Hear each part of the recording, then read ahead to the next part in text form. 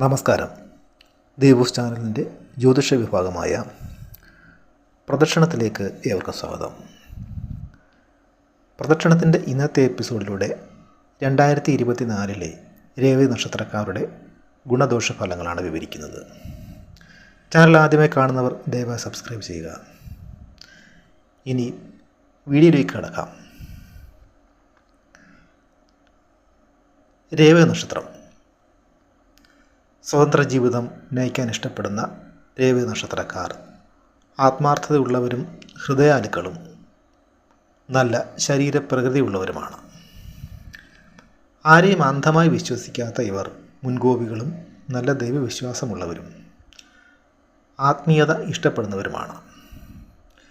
ഇവരുടെ രാശിനാഥൻ വ്യാഴവും നക്ഷത്രനാഥൻ ബുധനുമാണ്. തന്മൂലം ഇക്കൂട്ടർ നല്ല ബുദ്ധിശാലികളും സമ്പത്തും ഐശ്വര്യവുമുള്ളവരും വാഗ്മികളും മൃഷ്ടാനഭോജികളും ആഠ്യത്വമുള്ളവരും ശയനസൗഖ്യമുള്ളവരുമായിരിക്കും. മത്സരബുദ്ധി, ആത്മാഭിമാനം എന്നിവ കൂടുതലുള്ള രേവതി നാളുകാർ ചഞ്ചലചിത്തരും ഒരു ജോലിയിലും സ്ഥിരമായി മുഴുകാത്തവരുമാണ്. പ്രവർത്തന മേഖലയിൽ നേതൃസ്ഥാനത്ത് എത്തിപ്പെടാറുള്ള ഈ നാളുകാർക്ക് മറ്റുള്ളവരുടെ പിന്തുണയുണ്ടെങ്കിൽ ഏത് കാര്യവും നിഷ്പ്രയാസം നേടാൻ സാധിക്കും. പുരാതന സംസ്കാരങ്ങളിലും കലകളിലും താല്പര്യമുള്ള രേവതി നാളുകാർക്ക് ജ്യോതിഷത്തിലും ജ്യോതിശാസ്ത്രത്തിലും അഭിരുചി ഉണ്ടായിരിക്കും. മധുരഭാഷികളും സഹൃദയരുമായ ഈ നാളുകാർ തങ്ങളുടെ വിശ്വാസങ്ങളുടെ സ്വാധൂരണത്തിന് വേണ്ടി നിരന്തരം യത്നിക്കുന്നവരുമാണ്.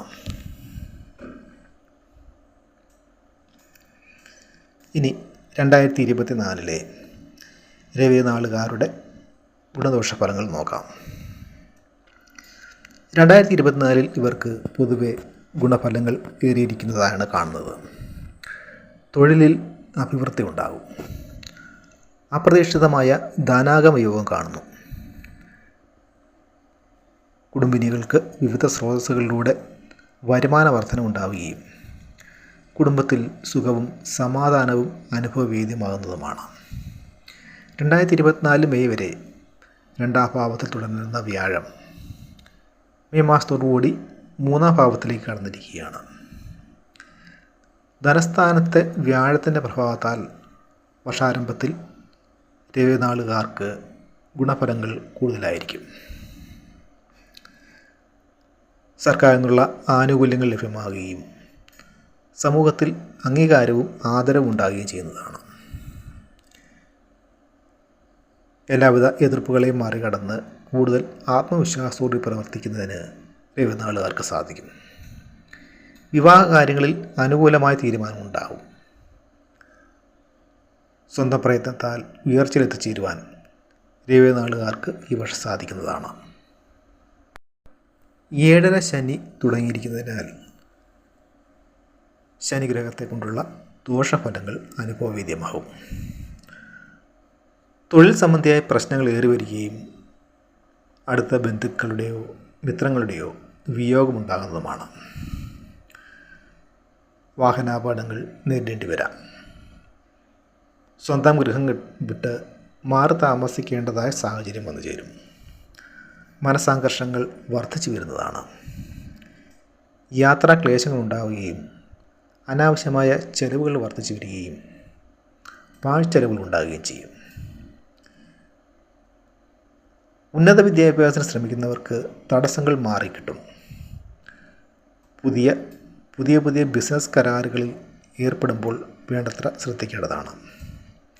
അധ്വാനഭാരം വർദ്ധിച്ചു വരികയും അധികമായ ചുമതലകൾ ഏറ്റെടുക്കേണ്ടി വരുന്നതുമാണ്. സാമ്പത്തിക കാര്യങ്ങളിൽ കർശനമായ നിയന്ത്രണം ഏർപ്പെടുത്തി മുന്നോട്ട് പോകേണ്ടത് ആവശ്യമാണ്. വർഷമധ്യത്തോടെ മനസ്സിലുദ്ദേശിക്കുന്ന പല കാര്യങ്ങൾ നേടുന്നതിന് രേവതി നാളുകാർക്ക് സാധിക്കും. സന്താനങ്ങളുടെയും മാതാപിതാക്കളുടെയും രോഗങ്ങളുമായി ബന്ധപ്പെട്ട് ആശുപത്രിവാസം വേണ്ടിവരും.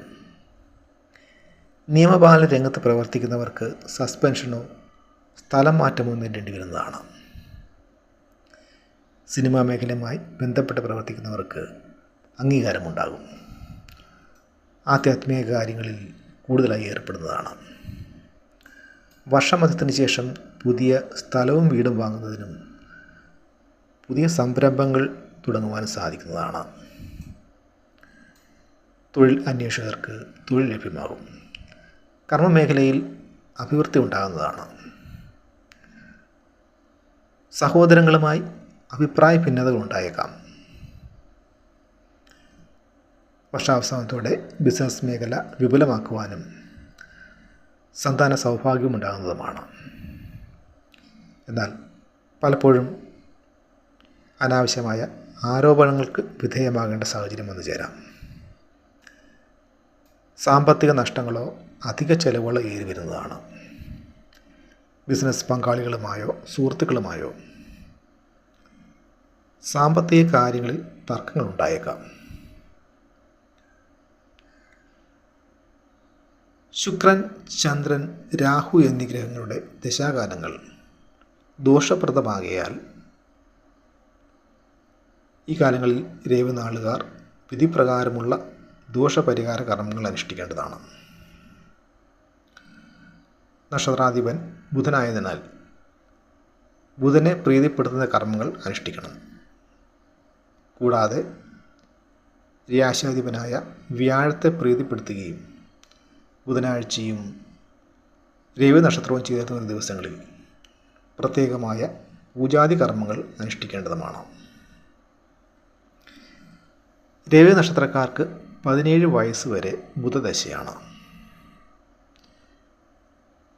ശേഷം 18 മുതൽ 24 വയസ്സ് വരെ കേതുദശയും 25 മുതൽ 45 വയസ്സ് വരെ ശുക്രദശയും 45 മുതൽ 50 വരെ ആദിത്യദശയും 51 മുതൽ 60 വരെ ചന്ദ്രദശയും 61 മുതൽ 67 വരെ ചൊവ്വാദശയും 65 മുതൽ 85 വരെ രാഹുദശയും 86 വയസ്സ് മുതൽ